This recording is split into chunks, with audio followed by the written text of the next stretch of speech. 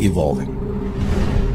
As continents shift and clash, volcanoes erupt, and glaciers grow and recede. The Earth's crust is carved in numerous and fascinating ways, leaving a trail of geological mysteries behind. In this episode, the Marianas Trench, the deepest point on Earth, is explored. Its sheer walls cut 7 miles into the Pacific Ocean. The mystery of what created this deep, dark chasm takes science detectives on some of the most dangerous dives ever attempted. Deep into the abyss. Scouring the ocean floor, scientists uncover a strange undersea world of fiery mountains, bizarre mud volcanoes, and the largest geological structure on Earth. Discoveries from this unique underwater world will revolutionize our understanding of the powerful forces that shape not just the trench, but the Earth itself.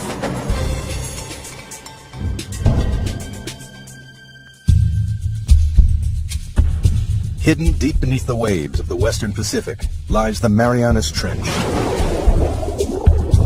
the deepest point of all the oceans. The first step on the journey of what created this mysterious scar in the Earth's crust and how it continues to mold the planet takes us back to 1872, when a British research vessel, HMS Challenger, set out on the first ever mission to map the ocean floor. Throughout most of recorded history, men had just assumed that beyond a certain level the sea was pretty flat, pretty dead, fairly lifeless. They weren't expecting to find anything very interesting. For 4 years, the Challenger crisscrossed the oceans, covering 70,000 miles, a third of the distance to the moon. The crew plumbed the depths every 140 miles, using a total of 249 miles of rope and hundreds of pounds of lead weight. It was tedious, backbreaking work, but at the time it was the only way to measure the depth of the ocean floor.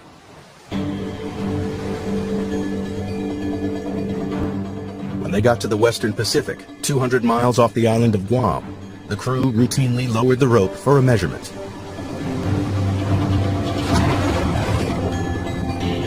But the weight kept on dropping and dropping.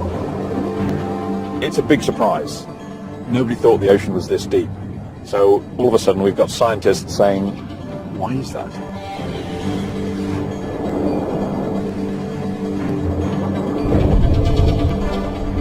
Eventually, the weight struck the bottom at 4,475 fathoms, nearly 5 miles beneath the ocean's surface.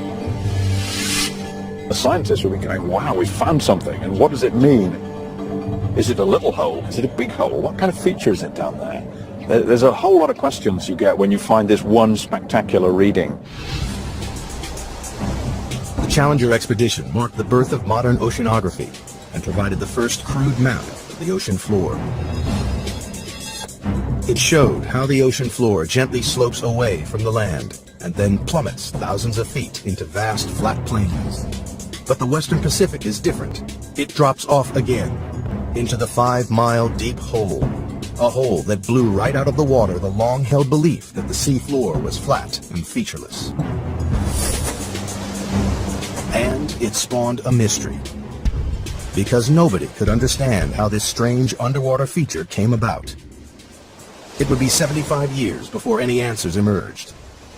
It took a revolutionary new technology, sonar, to push the investigation forward to the next crucial stage.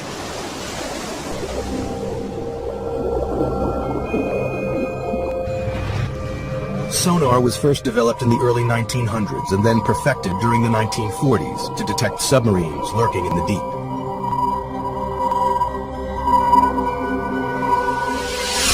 The system works by pumping sound waves through the water. The waves bounce off solid objects and are reflected back to a detector. By measuring the time it takes for the sound waves to bounce back, scientists realized they could build a remarkably accurate picture of the world beneath the waves. The world's major navies spend a lot of time and effort developing submarine hunting technology. Then the hydrographers discover that you can use this to chart the bottom of the sea, and it's an awful lot cheaper and easier than using large numbers of sailors pulling on ropes. In 1951, a British Navy research ship returned to the deep hole found by the Challenger expedition. Of this time, they were armed with sophisticated new sonar equipment. And the results were amazing. Detailed sonar maps revealed that the deep hole in the Pacific Ocean floor isn't a hole at all, but part of a massive trench, 30 times deeper than the Empire State Building is high. It runs twice the length of California, 1,500 miles from the southeast of Guam to the northwest of the Mariana Islands. People were probably astounded by what they were seeing because clearly the ocean floor had enormous changes in relief, was very mountainous in some places, had great deeps in other places. To a geologist, this would be extremely exciting. Even within the trench itself, there are remarkable variations. At its southern end lies the greatest surprise of all. The seafloor drops down another 2 miles to its lowest point, a staggering 7 miles beneath the waves. Scientists had discovered the deepest part of the oceans. Even today, it is the lowest known point on the planet. They named this part of the trench the Challenger Deep, in honor of the ship that discovered it.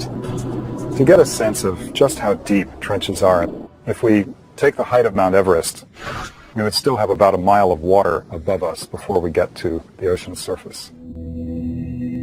But how the Marianas Trench was formed remained a mystery. Investigators decided the best way to find the answer was to dive to the bottom of the trench, to see for themselves the lowest point on the planet, the Challenger Deep. But they faced a major problem. At the bottom of the trench, they would have to contend with pressure 1,000 times stronger than at the surface. That's the equivalent of being squeezed on all sides by the weight of 50 jumbo jets. To demonstrate the effects of such pressure, scientists use a dummy head. Today what we're going to do is actually put one of these styrofoam wig heads in the pressure chamber and expose it to the pressure we would see in the Marianas Trench. That's about 16,000 psi.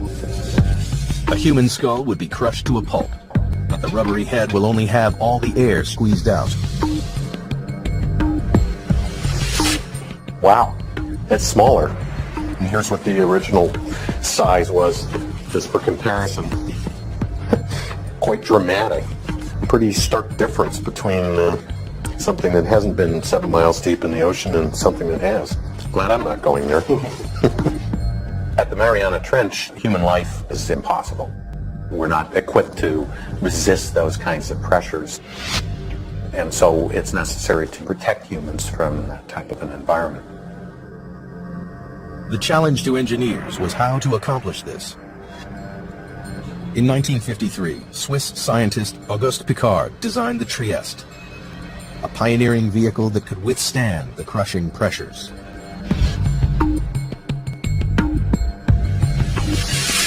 The submersible was dominated by a 50-foot-long hull, filled with light aviation gasoline and lead weights to control buoyancy. Slung underneath it was a tiny 6-foot spherical cabin with 5-inch thick steel walls.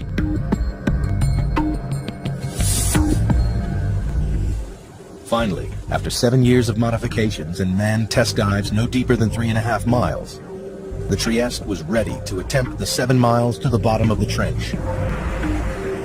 The commander of this perilous undertaking was U.S. Navy Lieutenant and deep-sea explorer Don Walsh. I know the astronauts that go through this all the time. Why do you have to be there? Why can't we just put up a robot to do things? Got to be there because that's what we do. Only a few officers and scientists knew about the risky mission, which was launched in January 1960 from the western Pacific island of Guam. Guam, in those days, was kind of a backwater. It was just right for us because we were trying to do this project sort of out of sight because we weren't too sure it was going to work. The Navy just didn't want to be embarrassed by a failed science spectacular. Accompanying Walsh was the son of the Trieste designer, engineer and oceanographer Jacques Piccard. The two men would spend the next 9 hours squeezed inside the cramped sphere. And we had 20 cubic feet of space inside. That's about the same as a household refrigerator. And the temperature was almost that cold inside. It was a drama. The story of how the Marianas Trench came to be is beginning to take shape. In 1874, British surveyors were the first to discover a 5-mile deep hole in the ocean. 75 years later, sonar mapping revealed the hole to be a vast 1,500-mile-long trench, with the deepest part 7 miles beneath the surface waves of the Pacific. To gather further evidence, 2 courageous men were about to undertake the most dangerous dive in history. They would venture into the abyss and go to the bottom of the Marianas Trench. The Marianas Trench is one of the most remote, inhospitable places on Earth. In January 1960, 2 deep-sea explorers, Don Walsh and Jacques Piccard, plunged into its depths on board the submersible, the Trieste.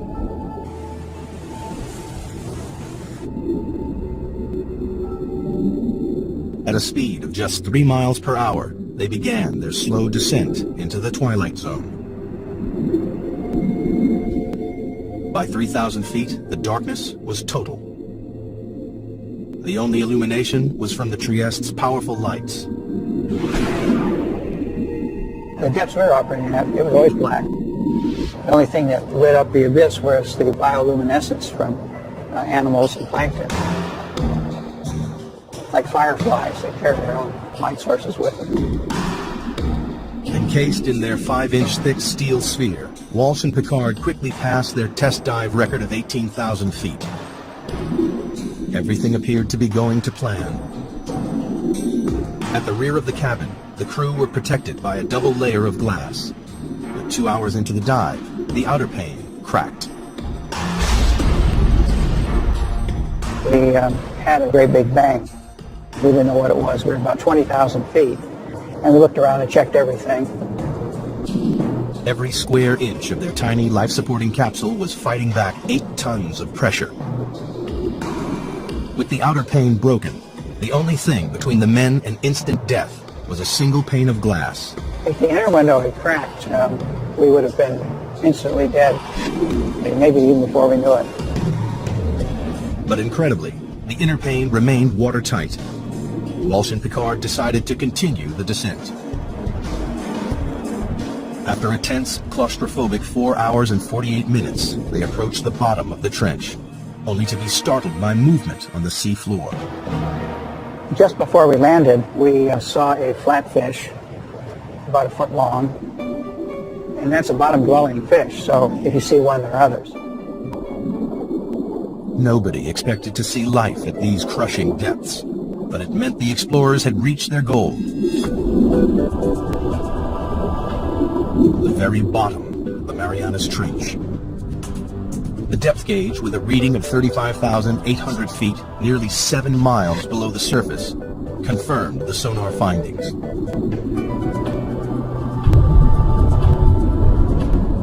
Squeezed inside their bubble of breathable air, the 2 explorers were closer to the Earth's center than man had ever been. We took a self-portrait. That's the picture that you see. Said we're going to do it, and we did it. But there was work to be done. Walsh and Piccard wanted to make detailed observations of the enormous trench. Unfortunately, the Trieste stirred up a cloud of fine, powdery sediment from the sea floor that obscured their view. It's like being in a bowl of milk at that point. So, realizing we weren't going to see anything, we decided to go on back up to the surface. Off the island of Guam, the Trieste surfaces after a descent into the Marianas Trench. After 9 grueling hours underwater, Walsh and Piccard returned to the surface on January 23, 1960, and officially entered the record books for the deepest dive of all time. To this day, their extraordinary feat has never been repeated. The mission was a success, but the mystery remained. geologists still didn't understand what could have formed the immense trench. And if they couldn't find the answer inside the trench, they would have to look elsewhere. Perhaps there was something somewhere on the ocean floor that might explain the trench's origins. Throughout the 50s and 60s, a team of geologists led by Princeton's Harry Hess compiled sonar data from all of the world's oceans.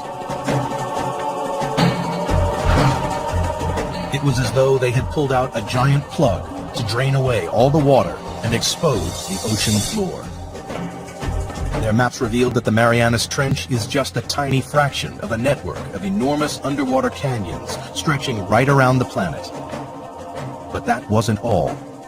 Running parallel to the trench, on the other side of the Pacific, the map showed a giant underwater mountain range, the East Pacific Ridge. And this, too, is part of a global network, a 40,000-mile-long chain of mountain ranges that ring the globe like the seams of a baseball, to make the largest geological feature on Earth. It was a major development in the investigation, one that scientists hoped might explain the trench's formation. The next step was clear. Investigators needed to understand whether there was a connection between the trench and the East Pacific Ridge.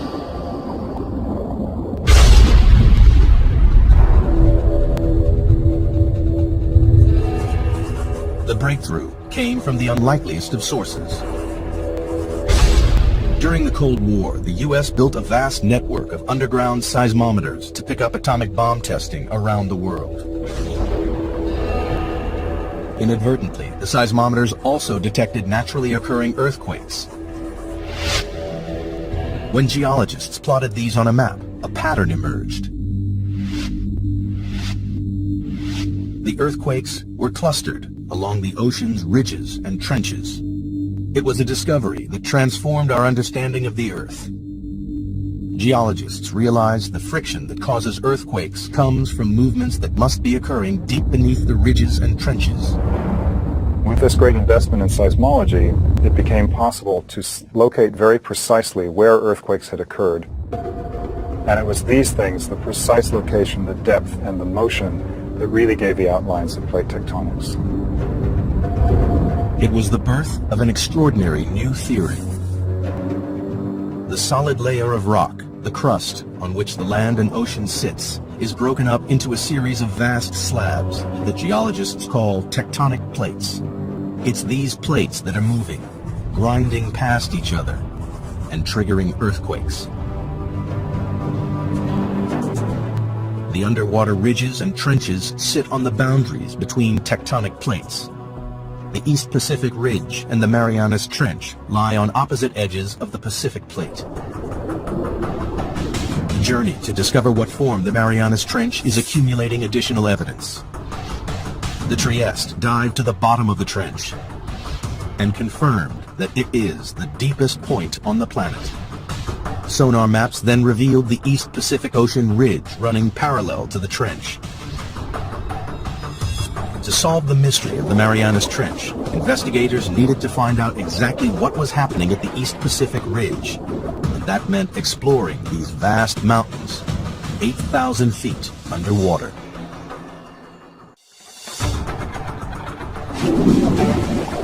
The pieces of the Marianas Trench puzzle are falling into place with the knowledge that it lies on the western edge of the Pacific tectonic plate.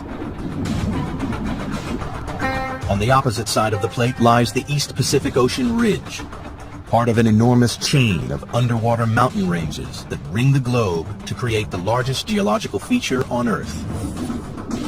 Scientists had a hunch that this colossal ridge might help explain how the trench was formed. They found a major clue halfway round the globe, where the ridge passed beneath the middle of the Atlantic Ocean.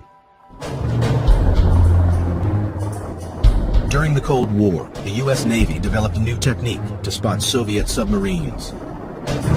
They scanned the seas with a tool called MAD, a magnetic anomaly detector, which could pinpoint steel hulls lurking in the deep. But they stumbled across something else. Running parallel on either side of the ridge, they found strange stripes of magnetic rocks alternating positive and negative away from the ridge's peak. Here's the mid-Atlantic ridge coming down through here. Almost perfectly symmetric on either side of that are these white and black stripes. These have often been called zebra stripes. Geologists know that the Earth is like a giant magnet with a north and a south pole. But the magnetic poles aren't fixed. Every 300,000 years or so, the magnetic field suddenly flips 180 degrees. When the field flips, a compass that was previously pointing north will swing to the south. This reversing of the Earth's magnetic field is a very interesting and exciting but very puzzling phenomenon for geophysicists to explain. Scientists think this reversal explains the stripes either side of the ocean ridge. In the 1960s, geologists discovered that molten volcanic rock, known as magma, swelled up from deep underground to create the ridges in the Atlantic and Pacific.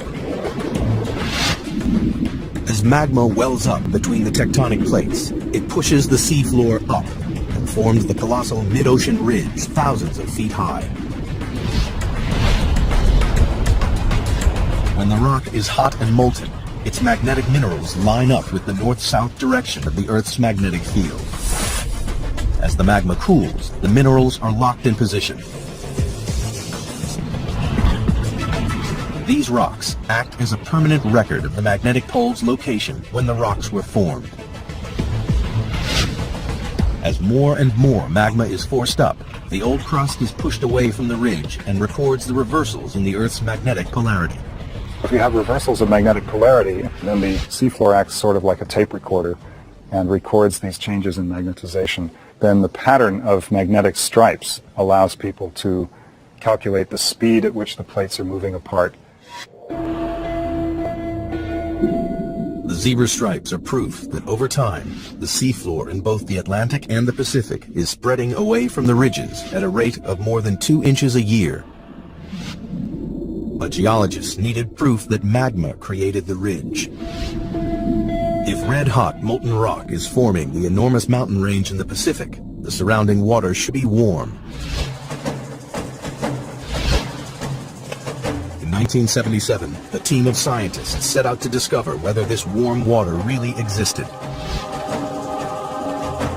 Dudley Foster was the pilot for these historic dives.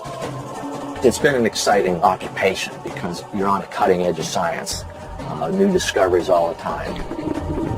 Every cruise, there's a new group of scientists with new scientific objectives, and there's the exploration and the discovery. And that's really what puts the thrill in the job.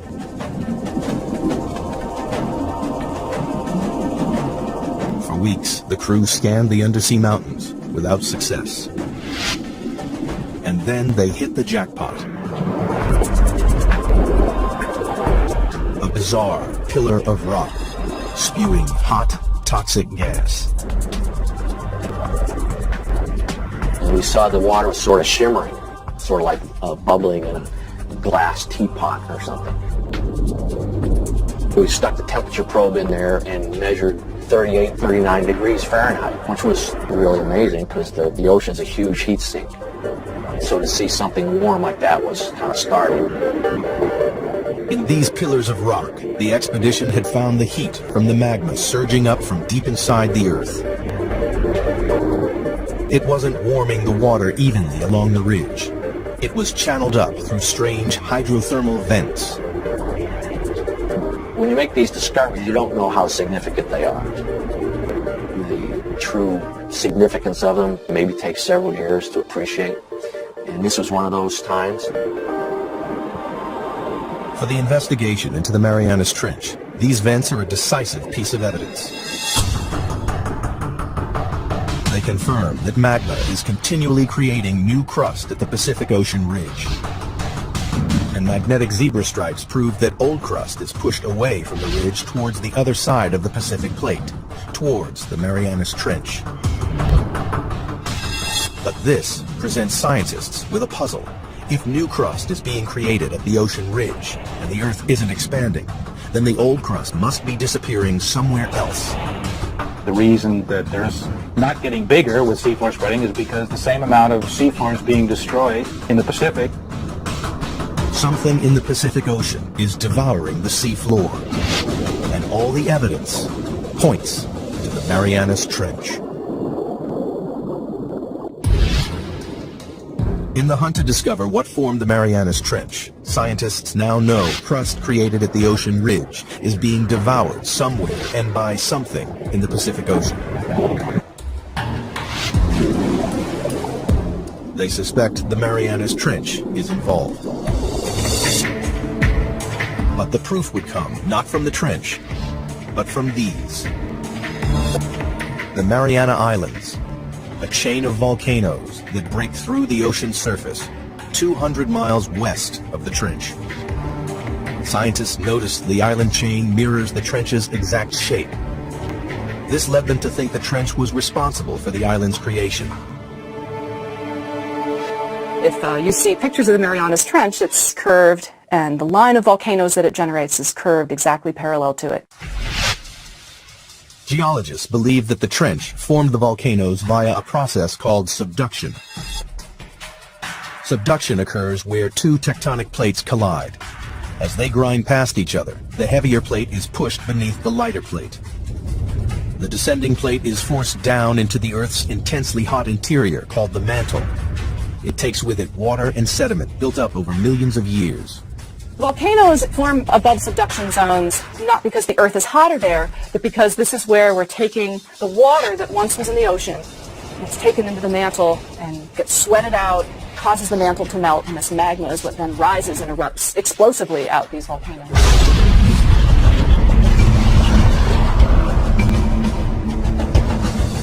The water in the sediment forces magma to swirl up and push through the plate above. And when it breaks the surface, it creates volcanoes, like the volcanoes that form the Mariana Islands.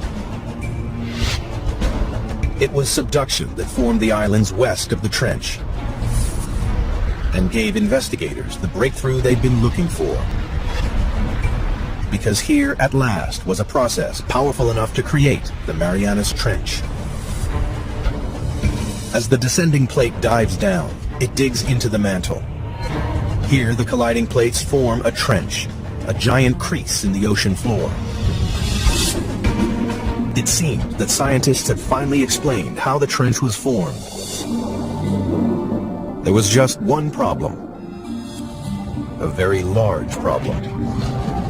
Around the world, subduction zones cause violent earthquakes and catastrophic tsunamis. We know subduction is happening because of the active earthquakes, and these are the most devastating earthquakes. This is the earthquake that generated the tsunami in Sumatra. Also, the other very large earthquakes in Alaska and Chile. But the Marianas Trench, the deepest subduction zone in the world, hasn't caused a devastating earthquake since records began in the 17th century. Investigators needed to know why. That's the $60,000 question. They hoped the trench's shallower western edge might provide the answer.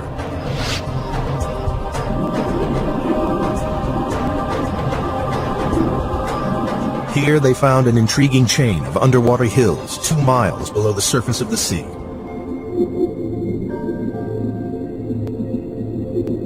Engineers drilled down into the hills and collected core samples.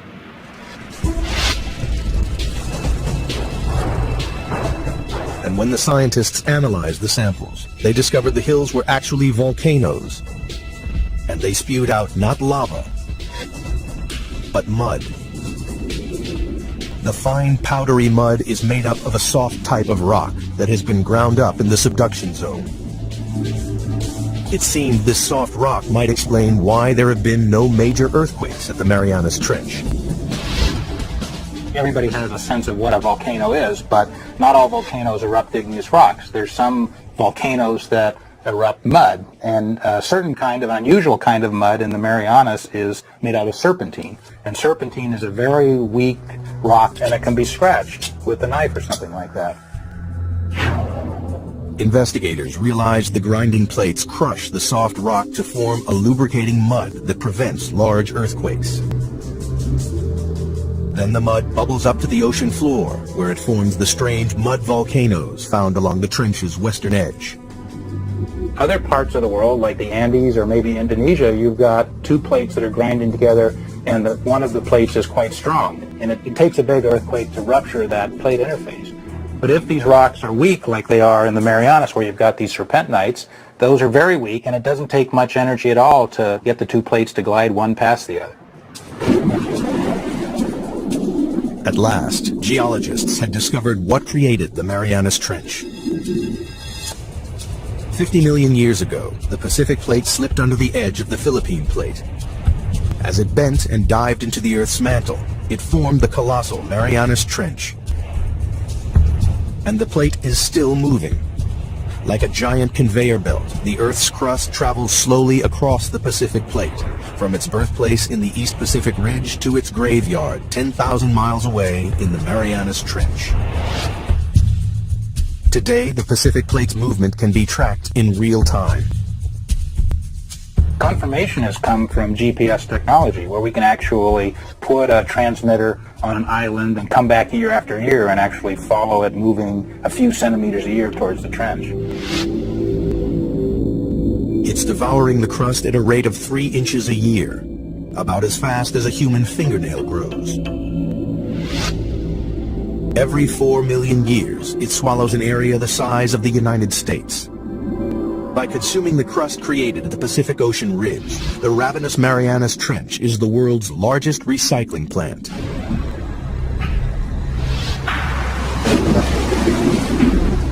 But there was one remaining and major piece of the puzzle to find. Scientists still didn't know why it is the deepest trench on Earth. They suspected the age of the seafloor at the bottom of the trench may provide the answer. It turns out there's a really strong relationship between the age of the seafloor and its depth in the water. In 1999, a team of deep-sea drillers returned to the trench to collect core samples. One great thing about drilling this ocean crust is we actually got pieces of it. So we're holding in our hands here the material that's actually getting subducted at the Marianas Trench, and it turned out to be 170 million years old. So we can say with confidence that's the oldest ocean floor before it's getting swallowed up in the mantle at the trench. But why is this piece of rock the oldest on the ocean floor? The seafloor at the Marianas Trench is so old because it's been so long since it was born. So it was born in the equivalent of the Eastern Pacific today, and it's just been going on longer than any other place in the oceans before it's been subducted. The Pacific Plate is the planet's largest tectonic plate, covering an area 11 times the size of the United States. When crust bubbled up at the ridge 170 million years ago, it was light and buoyant. But as it traveled 10,000 miles across the plate, it cooled and became compact and dense. Over millions of years, the dense crust got heavier and began to sink into the mantle below.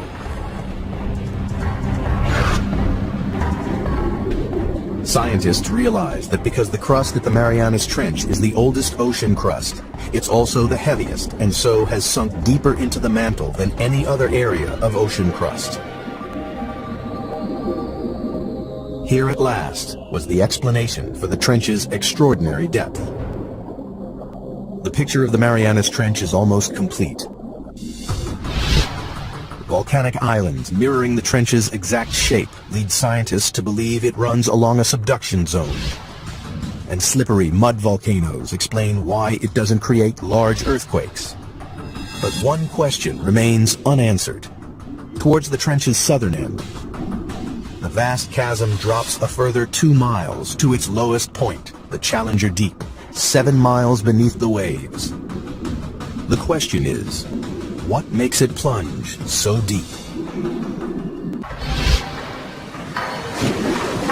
The investigation into the Marianas Trench has one final puzzle to solve.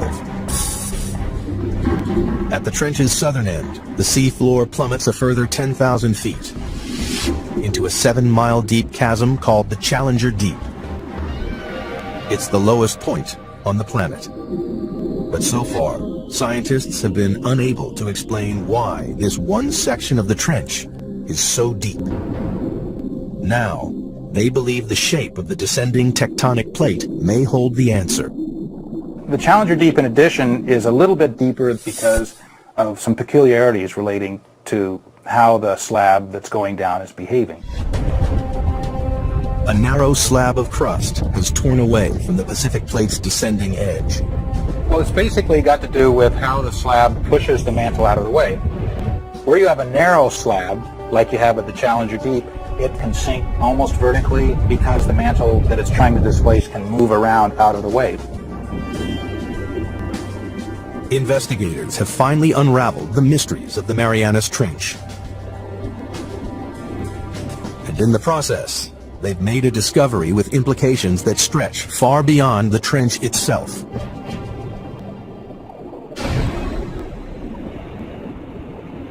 Studying the ocean ridges led geologists to believe that magma welling up at the ridges was pushing the plates apart. But the exploration of the Marianas Trench has changed this idea forever. People used to think that maybe the magma would kind of push the plates apart. And that idea is largely discounted now. As the ocean crust travels from the Pacific Ocean ridge to the trench, it changes from a buoyant, red-hot magma into a colder, denser, and heavier crust. The plate's leading edge becomes so heavy that it drags the rest of the plate along behind it. The heavy cold plates at the trenches are sinking down into the mantle and pulling the plates apart at the ridges, and the magma just passively fills in the gaps. The investigation into the Marianas Trench has revolutionized our understanding of how the Earth's plates move. We now know a worldwide network of subduction zones drag tectonic plates around the globe, powering the movement of continents over millions of years, and moving the very Earth we stand on. The plates that are moving fastest on the Earth are the ones that have all the trenches. The Pacific Plate is the fastest moving of the 9 major plates on the planet because it is surrounded by dozens of destructive trenches like the Marianas. They are consuming the ocean crust faster than the ocean ridge can produce it. Over millions of years, the Pacific Plate will shrink until sometime in the distant future, the largest ocean on Earth will disappear. Australia will crash into the United States, reshaping our planet. Perhaps one day, downtown Seattle will compete for real estate with a suburb of Sydney, Australia. And all because of subduction zones like the Marianas Trench.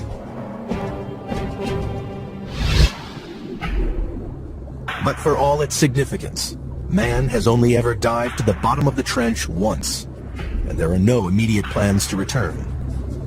Imagine asking someone, what is the flora and fauna of California, and saying that someone spent 10 minutes there, picked up 2 ants, come back, and said they've sampled California. That's probably how well we know the Marianas Trench. To date, less than 5% of the world's oceans have been explored. But only by returning to the ocean's very deepest reaches will we fully comprehend the incredible forces that recycle and rebuild our world. The way I like to think of it is that ocean exploration leads to new research questions. And if we don't have exploration, we don't even know the right questions to ask. It is now known what a geological wonder the Marianas Trench is. Since this deep chasm in the Earth's crust was first discovered with a length of rope and a lump of lead more than a century ago plains. But the Western Pacific is different. It drops off again into the 5-mile deep hole. A hole that blew right out of the water the long-held belief that the sea floor was flat and featureless. And it spawned a mystery. Because nobody could understand how this strange underwater feature came about. It would be 75 years before any answers emerged. It took a revolutionary new technology, sonar, to push the investigation forward to the next crucial stage.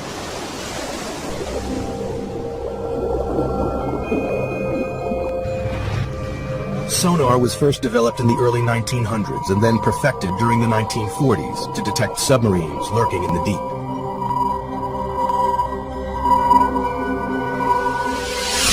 The system works by pumping sound waves through the water.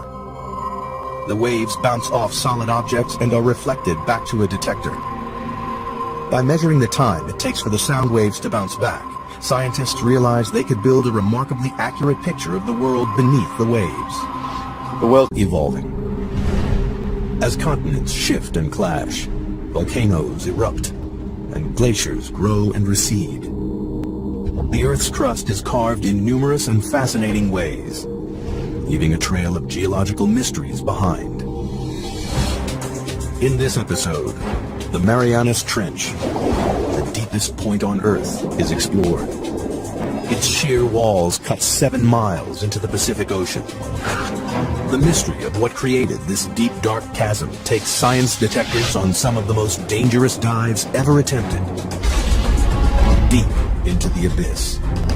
Scouring the ocean floor, scientists uncover a strange undersea world of fiery mountains, bizarre mud volcanoes, and the largest geological structure on Earth.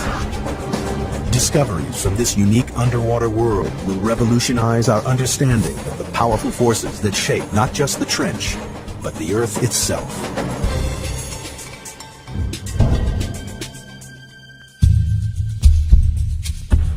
Hidden. Major navies spend a lot of time and effort developing submarine hunting technology. Then the hydrographers discover that you can use this to chart the bottom of the sea, and it's an awful lot cheaper and easier than using large numbers of sailors pulling on ropes. In 1951, a British Navy research ship returned to the deep hole found by the Challenger expedition. But this time, they were armed with sophisticated new sonar equipment. And the results were amazing. Detailed sonar maps revealed that the deep hole in the Pacific Ocean floor isn't a hole at all, but part of a massive trench, 30 times deeper than the Empire State Building is high. It runs twice the length of California, 1,500 miles from the southeast of Guam to the northwest of the Mariana Islands. People were probably astounded by what they were seeing because clearly the ocean floor had enormous changes in relief, was very mountainous in some places, had great deeps in other places. Deep beneath the waves of the western Pacific lies the Marianas Trench, the deepest point of all the oceans. The first step on the journey of what created this mysterious scar in the Earth's crust and how it continues to mold the planet takes us back to 1872, when a British research vessel, HMS Challenger, set out on the first ever mission to map the ocean floor. Throughout most of recorded history, men have just assumed that beyond a certain level the sea was pretty flat, pretty dead, fairly lifeless. They weren't expecting to find anything very interesting. For 4 years, the Challenger crisscrossed the oceans, covering 70,000 miles, a third of the distance to the moon. The crew plumbed the depths every 140 miles, using a total of 249 miles of rope and hundreds of pounds of lead weight. It was tedious, backbreaking work, but at the time it was the only way to measure the depth of the ocean floor.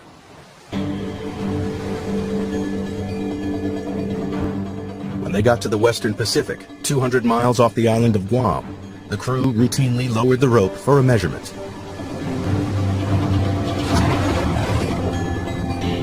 But the weight kept on dropping and dropping. It's a big surprise. Nobody thought the ocean was this deep. So all of a sudden we've got scientists saying, why is that?